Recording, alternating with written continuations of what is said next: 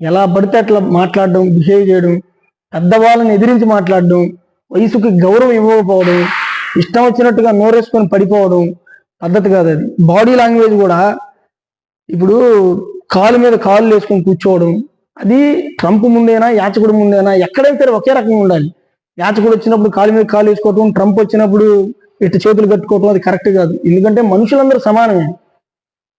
ప్రతి పని గౌరవం అయింది, ప్రతి పని గొప్పదే. ఆ ఒక్క 2 పనులు తప్పించి మిగతా అన్ని పనులు మంచివి.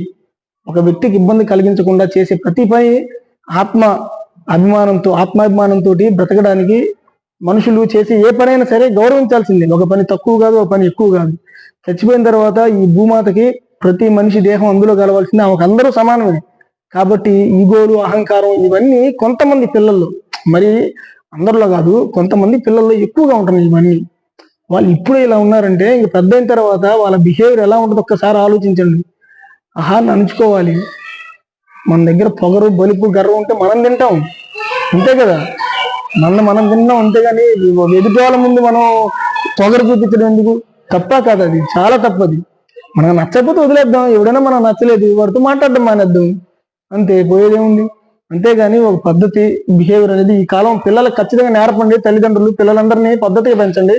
గురువులు కూడా పాఠశాలలో కానీ కాలేజీల్లో కానీ వాళ్ళకి ఖచ్చితంగా ఈ జీవన విధానాలు ఎట్లా, సమాజంలో ఎట్లా ఉండాలి, ఇంట్లో ఎట్లా ఉండాలి, బయట ఎట్లా ఉండాలి, ఇవన్నీ ఖచ్చితంగా ఒక నేర్పించాలి. వీటికి సపరేట్గా ఒక క్లాస్ అన్నా, వీక్లీ వన్స్ అన్నా పెట్టి పిల్లలకు నేర్పించాలి. లేదంటే పిల్లలు రేపిస్టులుగా, టెర్రరిస్టులుగా ఇట్లా తయారవుతున్నారు, దొంగలుగా.